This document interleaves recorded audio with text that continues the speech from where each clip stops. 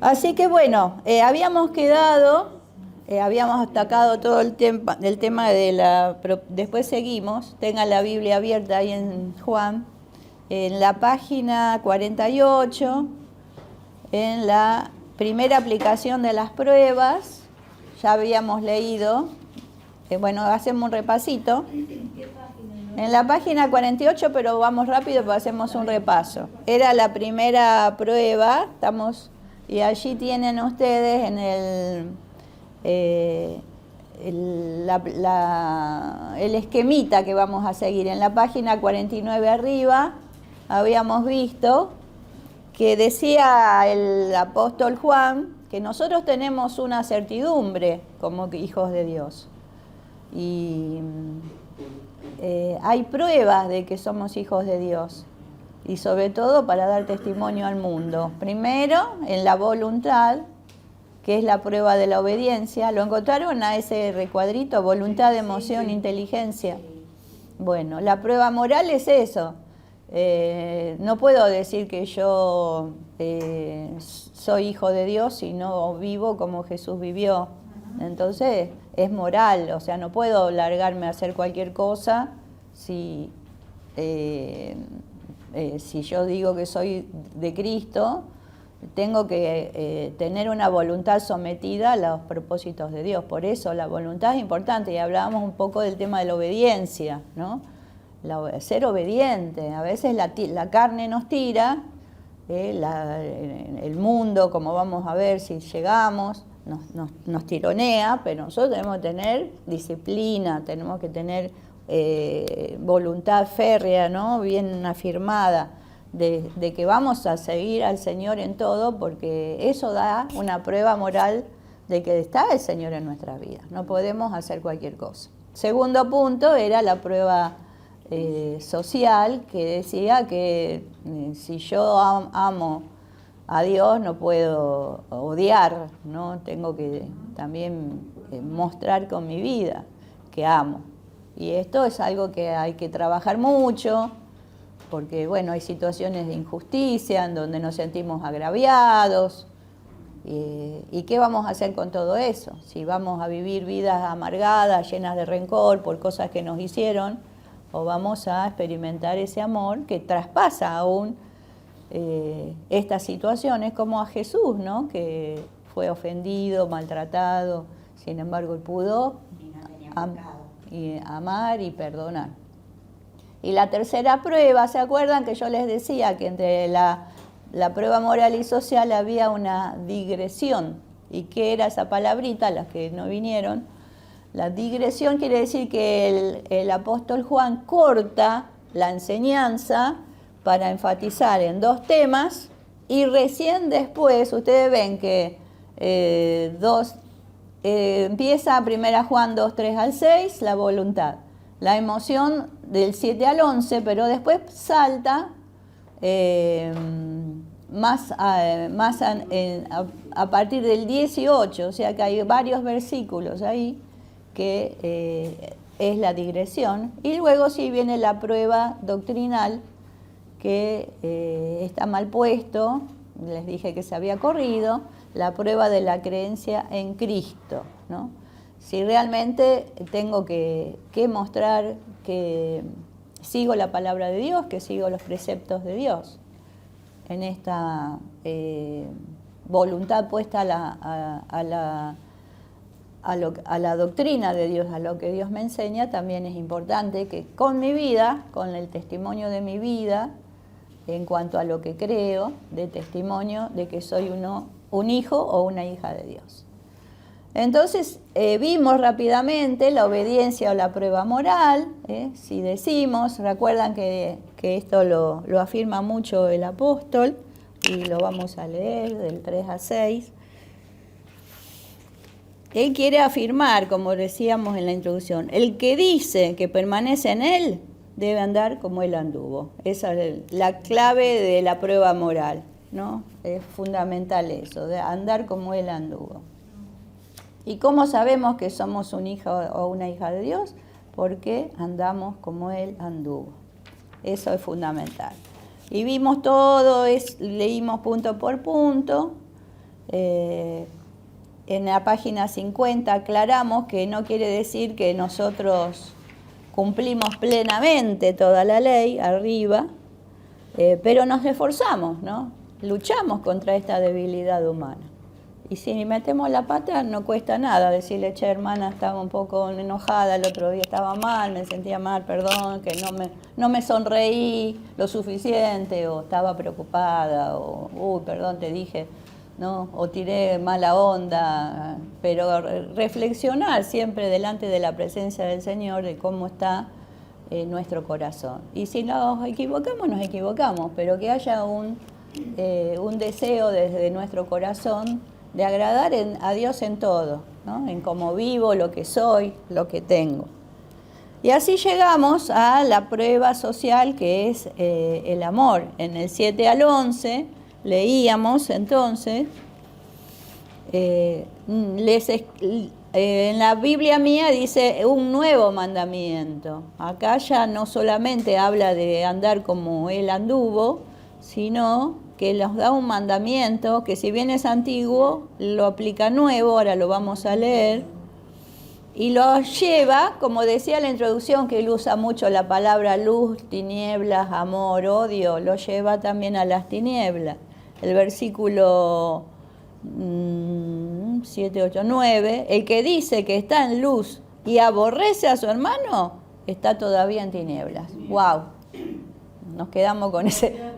Es Juan puro, está un texto puro de Juan. Qué duro, Y hay tantas personas en las iglesias que a veces se aborrecen entre ellas y no arreglan las cosas y no se pueden ver. Son medio fallutas o se ven y... No, pero hay que estar, si queremos obedecer la palabra, tenemos que dar cuentas de esta prueba social que es el amor. Y si no me alcanza el amor, tengo que ir a la fuente del amor inagotable del Señor para llenar mi vida con ese crédito para que me alcance el perdón, el liberar a esa persona de mi resentimiento, ¿no? A mí me gusta hablar como que el amor es un depósito inmenso de Dios, que no sabe, ni podemos imaginar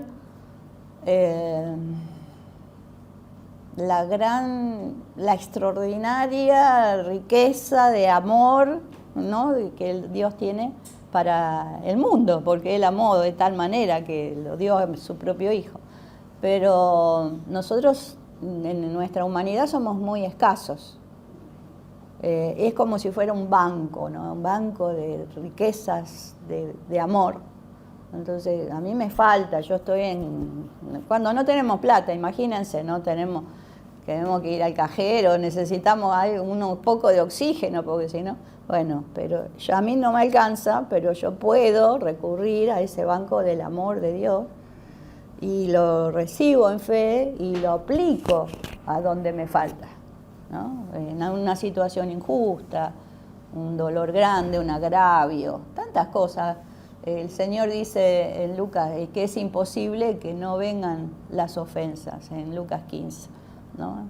Los tropiezos siempre están. El enemigo siempre nos mete trampas, porque una forma de definir eso es que constantemente el enemigo nos pone trabas en las relaciones, hasta a veces en la relación más íntima con el que convive con nosotros. Una pequeña cosita que siempre, las pequeñas zorras que echan a perder el fruto del amor, ¿no? Entonces, bueno, no hay que darle lugar y enseguida aplicar este concepto. Y van a ver que cuando usan esta digamos, analogía, no sé cómo decirla, el corazón recibe esa cuota de amor que necesitamos para llegar a tener ese amor del Señor de alguna manera, ¿no? Muy bien. Juan aplica la segunda prueba a los que profesan ser cristianos, y esto es la prueba social. Juan ha estado escribiendo sobre la obligación de guardar sus mandamientos y ahora elige uno de ellos, que en un sentido es antiguo, pero en otro es nuevo. No indica explícitamente cuál es la naturaleza del mandamiento, pero teniendo en cuenta que el tema de los versículos 9 al 11 es el amor, Y ya que Jesús había manifestado el nuevo mandamiento, es evidente que el mandamiento tiene que ver con el amor fraternal, ¿no? Entonces, si bien no lo dice plenamente, se refiere a esto. Y ahí está la pregunta que yo les decía que íbamos a tocar hoy. ¿Este mandamiento es nuevo o antiguo? Dice la página 51. En un sentido, el 51 arriba. En un sentido, para los lectores de la carta no era nuevo, sino antiguo. Para nosotros también, ¿no? Venimos a la iglesia hace tiempo, ya sabemos. Lo había aprendido desde el comienzo mismo de su vida como creyentes, nosotros también. El amor fraternal era parte del mensaje original que había recibido Juan y no estaba inventando nada. Bueno, estos creyentes habían recibido de parte de Juan ese concepto del amor y no está inventando. O sea, es antiguo, pero la idea del amor no es nueva, porque también estos creyentes que estaban con Juan, que estaban recién comenzando el camino de la fe, Jesucristo les había dado una nueva dimensión y Jesús mismo lo había ejemplificado y le dio un nuevo significado más rico y profundo. O sea que lo nuevo era el énfasis que Jesús le dio, uniendo Deuteronomio con Levítico y declarando que toda la enseñanza de la ley y los profetas dependía de ellos. ¿Quieren que leamos Mateo 22, 37 al 40? Vemos cómo Jesús da un nuevo giro a la antigua. A ver, si lo querés leer, Claudio. Mateo 22. 37 al 40, este giro que le da Jesús a la enseñanza de Deuteronomio y de Levítico. Ustedes después los buscan, pero son todas enseñanzas respecto Sí, dice Mateo 22, 37 al 40. Jesús le dijo: amarás al Señor tu Dios con todo tu corazón y con toda tu alma y con toda tu mente. Este es el primero y grande mandamiento. Y el segundo es semejante: amarás a tu prójimo como a ti mismo. De estos dos mandamientos depende toda la ley y los profetas. Muy bien, entonces Jesús une Deuteronomio 6.5, oye Israel, el Señor uno es y amarás al Señor, y lo une con el otro, ¿no? Amar al prójimo. Entonces acá hay un comentario de Barclay que pone estos dos puntitos en el apunte. En Jesús, ¿qué pasa? ¿Cuál es el concepto que ya tenemos en el Nuevo Testamento? El amor alcanza a todos en extensión. En Jesús, el amor se hace nuevo por la distancia a la que llega. Tal es la extensión. Nada que los hombres puedan hacer puede separarnos del amor de Dios, ¿se acuerdan? Ni lo alto, ni lo profundo, ni ninguna otra cosa creada nos podrá separar del amor en Cristo Jesús.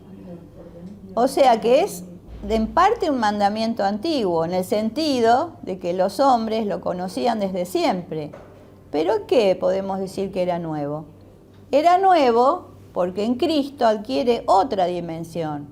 Era nuevo en la extensión que Jesús le dio, mostrando en la parábola, por ejemplo, ¿no?, del buen samaritano, que es al prójimo a quien debemos amar, independientemente de su religión, raza o posición. Esta era una nueva enseñanza para una nueva era, porque dice 1 Juan 2.8, porque las tinieblas van pasando y la luz verdadera ya alumbra. Yo les hago una pregunta: ¿qué pasaría si los cristianos, todos los evangélicos que nos decimos ser, tuviéramos estas pruebas encarnadas, ¿no? Si viviéramos como Jesús vivió, si amáramos como Jesús amó, ¿no habría una diferencia al predicar el Evangelio, que muchos quisieran seguir o buscar al Jesús que tenemos? Entonces algo está fallando. Ya hubieran conocido todos. Porque algo está fallando. O sea que nuestro testimonio, nuestras pruebas frente al mundo están fallando. ¿Y por qué? Yo estaba pensando recién en esto del buen samaritano. Al prójimo lo debemos amar. Una persona herida, lastimada, desconocida en el medio de la calle, y todos seguían de largo. Me imaginaba una situación de un robo o que la persona se queda espantada porque le sacan algo y en un colectivo, lo que sea, y todo. Nada, no reaccionamos frente al dolor o el sufrimiento del otro. Es un desconocido, no me meto. Pero si nosotros no es que nos tenemos que meter en todo, pero por lo menos preguntarle al Señor, ¿vos querés que haga algo yo acá? ¿Está esta situación, un accidente, una persona tirada en la calle? ¿Vos necesitas que yo dé una palabra, no? Entonces, ¿cómo van las tinieblas ir pasando y la verdadera luz alumbra, como está ahí marcado en negrito? En la medida que la iglesia, nosotros, cada uno de nosotros, seamos cada vez más luz. Pero yo no veo que tengamos un testimonio tan firme, ¿no? De meternos en estas cosas injustas y de dar la voz quejándonos sanamente, ¿no? Por uno que sufre, levantar la voz por, qué sé yo, la trata de personas. El testimonio que escuchamos el otro día, tremendo, ¿no? En Ecomujer. ¿Y qué hacemos nosotros por todas esas situaciones? Entonces, este mensaje que es antiguo lo tenemos que llevar adelante con nuestra propia vida. Eso es lo que está diciendo el apóstol Juan. Y seguimos leyendo, ¿no? En el 51. Las tinieblas Las tinieblas son la presente era del mundo, que está pasando. Y la luz verdadera es Jesucristo, con quien la luz vino al mundo. Y yo puse aleluya, qué sé yo, no sé si ustedes captan esto. Decir que estas palabras de Juan a mí me llenan de gozo. Decir, Dios mío, frente a toda oposición, frente a toda fuerza del mal, frente a toda fuerza del mal, Él sana, Él sana, salva, permanece fiel sobre toda fuerza del mal. Las tinieblas van pasando y la vez verdadera ya alumbra. Sí, Vita, ¿qué querías agregar? Esta mañana el Señor me ha sorprendido. Yo venía corriendo para poder llegar Sí. al tren. Y justo cuando estaba cruzando el puente, Sí. del otro lado me sorprende un muchachito, ya tendrá 17 años, ¿no? Los sábados ellos vienen de las fiestas. Siempre vengo atento, pero ahí me sorprendió. Estaba subiendo Sí. y miro y como la escalera él venía y yo estaba subiendo. Y hola, me dice. Y ahí me quedo un poco así, digo, hola, ¿cómo te va? Le digo, bien, todo así me sonríe. Y después le doy un tratadito y me dice, me empieza a contar, ¿qué pasa si yo te tengo? Que le di el tratadito. Yo le dije, sí, no sabemos controlarnos. Le empecé a hablar. Y me dice, ¿y qué tengo que hacer? Y le di el tratadito y le digo, llama a este lugar. Te van a explicar. Te arrepentís, le pedís perdón al Señor. Claro. El Señor se perdona, porque todos hacemos mal. Sí. Muy bien. Y me sorprendió, es un regalo de Dios. Venía como sediento, como hambriento. Y recibió la palabra. Recibió la palabra, Y a veces no nos animamos. pero me agarró de sorpresa porque yo corría para el tren. Y claro, siempre ando y No, estaba muy bueno. Fíjense en las Biblias, hay personas que tienen hambre. y claro, pero no nos animamos. Fíjense en el versículo 2:8, y si lo quieren lo marca. Dice, sin embargo, les escribo un mandamiento nuevo, que es verdadero. ¿Se acuerdan que él usa mucho lo verdadero y lo falso? en Él y en ustedes, porque las tinieblas van pasando y la luz verdadera ya alumbra. Qué hermoso, ¿no? En otras versiones, acá tengo otras versiones. A ver si los leo en otras versiones. Dice, y sin embargo, esto que les escribo es un mandamiento nuevo, que es verdad, tanto en Cristo como en ustedes, porque la oscuridad va pasando y ya brilla la luz verdadera. Y en la otra versión, el 7 dice,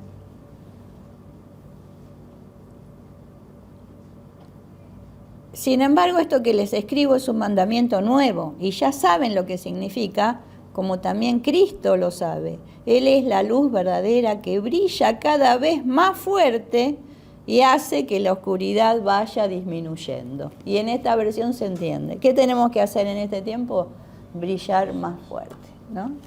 Brillar más fuerte. Y eso nos lleva a meditar en nuestros corazones. ¿Qué está impidiendo que brillemos más fuerte? Si estamos opacados, acá la palabra de Juan nos dice, no, brillemos, tenemos que brillar. Seguimos entonces. Las tinieblas son la presente era del mundo, que está pasando, aleluya, yo le puse. La luz verdadera es Jesucristo, con quien la luz vino al mundo. Y este es un adjetivo favorito de Juan, la luz verdadera. La vid verdadera la vamos a ver esto está todo no ahora, sino lo vamos a ver cuando veamos el libro de Juan, el Evangelio. Y el pan verdadero, o sea, constantemente él utiliza estas expresiones con que Jesús vino al mundo, esta realidad celestial une la Jesucristo con estas cosas terrenales. La luz, el pan, la vid, y esto son ejemplos de Jesús que las engancha con las cosas verdaderas en relación a las cosas que este mundo nos ofrece que no son ciertas. En la página 52 podemos leer el versículo 9, 2.9. ¿Quién lo quiere leer? Porque avanzamos con otro texto. Leo. Sí. El que dice que está en luz y aborrece a su hermano, todavía está en tinieblas. Podés leer el 10 y el 11 también. Bueno. El que ama a su hermano permanece en la luz, y en él no hay tropiezo. Pero el que aborrece a su hermano está en tinieblas, y anda en tinieblas, y no sabe dónde va, porque las tinieblas le han cegado los ojos. Muy bien, ¿no? Y acá sigue hablando de la luz y las tinieblas, pero le agrega también el andar en amor. Fíjense en el 52 arriba, Juan muestra que el que está en la luz, o anda en la luz, o permanece en la luz, debe andar en amor. Une. Los hijos de Dios tenemos que andar en la luz. Los hijos de Dios tenemos que andar en amor. La fe genuina del creyente se muestra a través de la obediencia a Dios y el amor a su hermano, es decir, la correcta relación con Dios y con el hombre. Obedezco a Dios, pero también amo a mi hermano. Y en los versículos 10 y 11 que leyó recién Gloria, sigue el principio general, presentando primero positivamente y segundo negativamente. Lo vuelvo a leer yo para que nos quede claro.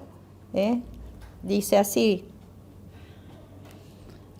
el que ama a su hermano positivo permanece en la luz y en él no hay tropiezo.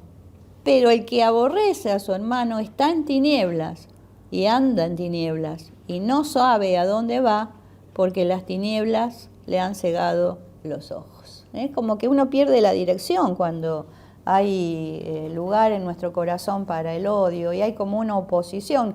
Si no brillamos, quizás tenemos algo que guardado en nuestro corazón que nos impide, ¿no?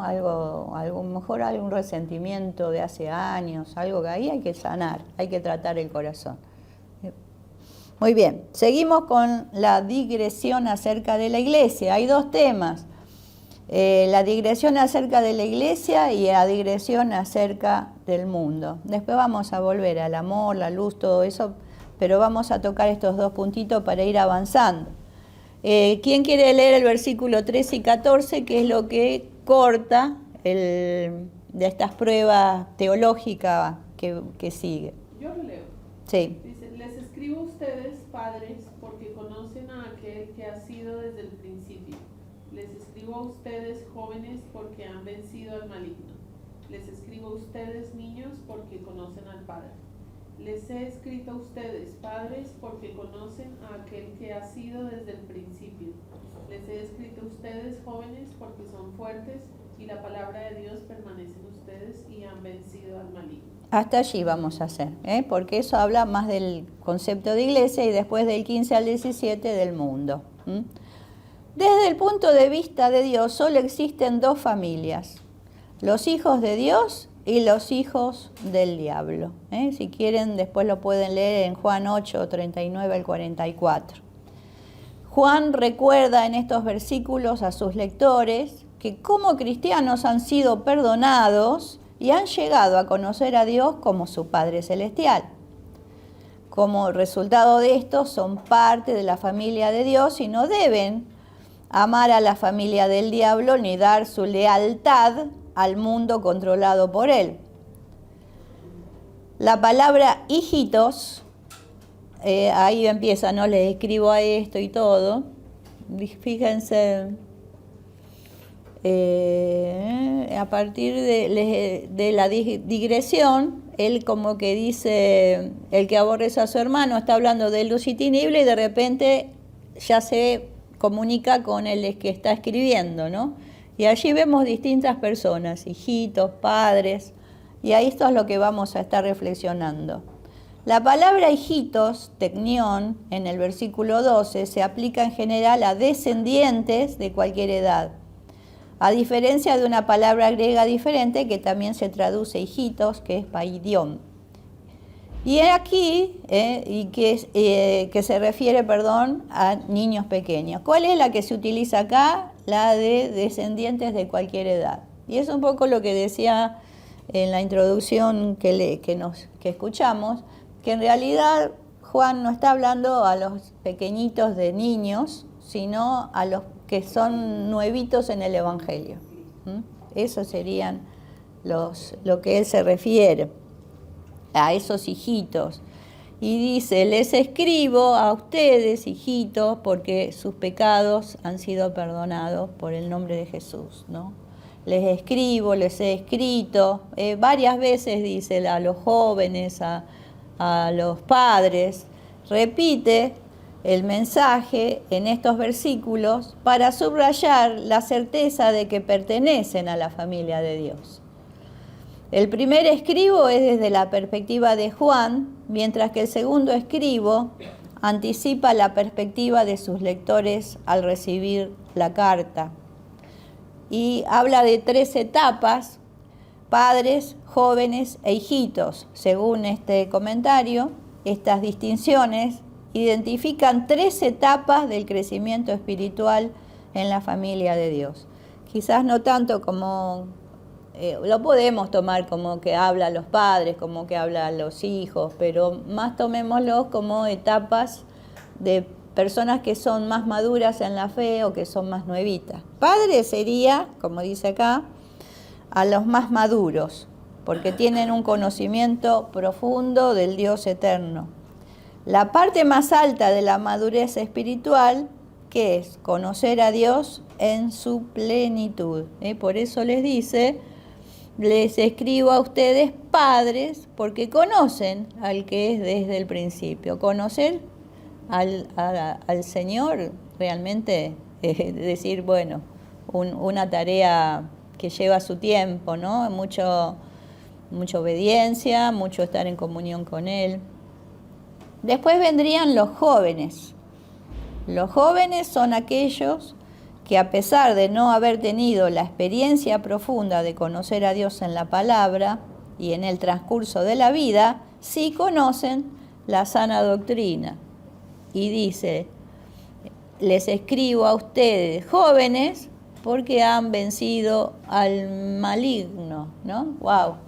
Qué lindo poder tener esa certeza de que en Cristo tienen esa fuerza contra el pecado, como dice acá al final de la página 52, estos jóvenes tienen esa fuerza contra el pecado y el error, porque la palabra de Dios está en ellos, y así se oponen a las tretas del diablo, cuyos ataques ocasionan mayor daño entre los inmaduros. Ellos lo han vencido porque saben que los esfuerzos de Satanás se basan en la falsedad y el engaño.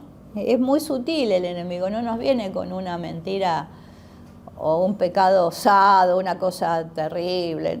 Él va con pequeñas cositas, va mellando nuestra fe, nuestra obediencia, ¿no? Pero que eso no es nada, ¿no? Así, y a medida que nosotros nos vamos desviando, nos vamos dando licencia, lamentablemente nos vamos alejando de los propósitos del Señor.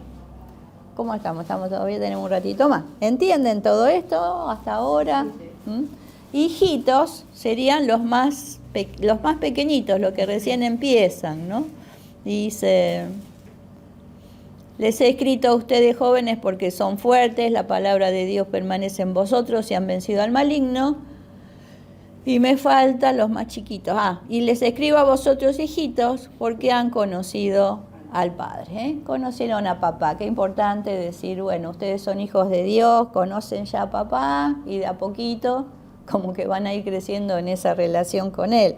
Y dice acá, hijitos son aquellos que solo tienen un conocimiento básico de Dios y necesitan crecer, pero todos forman parte de la familia de Dios y manifiestan el carácter de Cristo a niveles diferentes, ¿no? Este es un concepto que tomó Pedro Gilaberte del libro de MacArthur, lo que no quita que quizás podamos predicar un día a los jóvenes hablando de esa autoridad que ellos tienen para vencer al maligno, o hablar a los padres que conozcan a Dios con esa madurez, ¿no es cierto?, del tiempo o sea, es una interpretación del texto. Pero estaría bueno pensar que el apóstol Juan, preocupado por esa iglesia, que algunos se habían ido y estaban haciendo revolución por afuera, él está hablándole más directo a los que son más nuevitos, a los que son más maduros o las que están ahí en el camino. Y la digresión acerca del mundo es más completa, es muy parecido al Génesis en algunas partes, ¿no?, de los deseos de este mundo, como cae el primer hombre y la primera mujer, Adán y Eva, como las tentaciones sutiles que nos llevan a desviarnos del camino.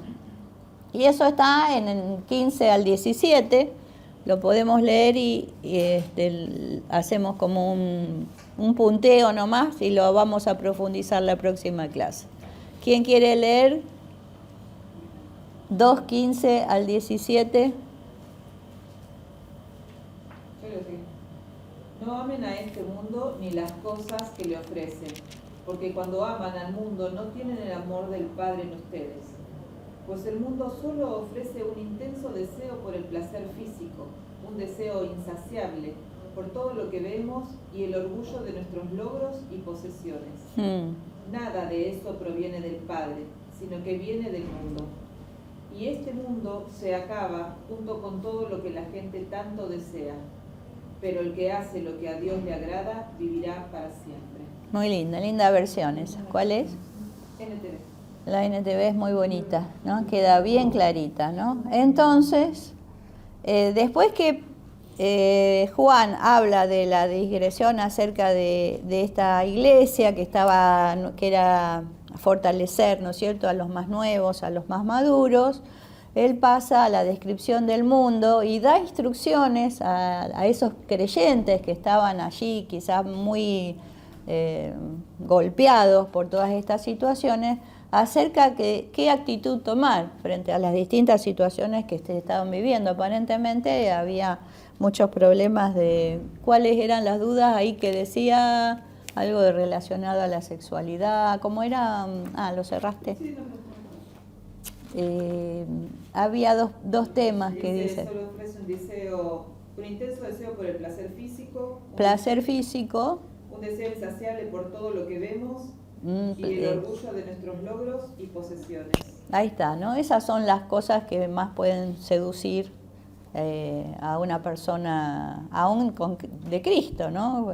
Por eso tenemos que cuidar, y el consejo de Juan es no amar al mundo, no amar esas cosas que nos propone el mundo. Y hay algunos argumentos, después ustedes traten de leerlos, posiblemente la clase que viene va a estar Marcelo Garibotti, traten de leerlo, porque la verdad que tenemos que estar muy atentos en este tiempo, porque el corazón tiende hacia esos deseos o a esa vanagloria de la vida. Acá en la página 54 habla, ¿no? Las señales esenciales que tenemos que tener en cuenta: los deseos de la carne, toda acción, deseo, pensamiento que refleja nuestra naturaleza caída. Nosotros ya no somos del mundo, Los deseos de los ojos, que parece indicar las tentaciones que el creyente recibe del exterior, tendencia a ser cautivados por otras cosas, sin considerar lo que nos cuesta. ¿Qué valor perdemos si elegimos eso? Perdemos valores, perdemos nuestra moral. Y la vanagloria de la vida en la soberbia o la arrogancia relacionada con circunstancias externas, ostentación, todo esto advierte Juan que es una falsa seguridad, un orgullo que lleva a pensar que se puede vivir sin Dios, que esto es el Dios de este siglo, ¿no? Bueno, yo lucho para tener un buen pasar porque no necesito de nada y de nadie, entonces no le importa para llegar a ese buen pasar el camino que eligen, si tienen que pisotear, pasar por encima de las personas o cometer algún acto ilícito, no les importa. Bueno, dejamos acá. ¿Qué les parece el tema? Está muy interesante. Traten siempre de aplicarlo a la realidad, a la actualidad, ¿no? Porque si no nos queda allá lejos y hace tiempo. Pero a mí me hace pensar mucho todo esto. Y me quedó mucho esto de en qué no estoy brillando. Tengo que brillar, porque la promesa, la esperanza es que las tinieblas se están cada vez haciendo más chicas y se está manifestando más el brillo de Dios. Pero ¿cómo se manifiesta? A través de la iglesia. Y la iglesia en este tiempo tiene que brillar más que nunca. Así que les dejo esa, pongan hasta aquí, así se acuerdan. Yo le voy a decir a Marcelo. Él seguro va a repasar la digresión acerca del mundo de nuevo, que ahí tienen mucho que trabajar, porque es el Dios de este siglo, justamente lo que habla allí de las tentaciones que nos vienen desde lo exterior, ¿no? Bueno, Dios les bendiga, nos estamos viendo.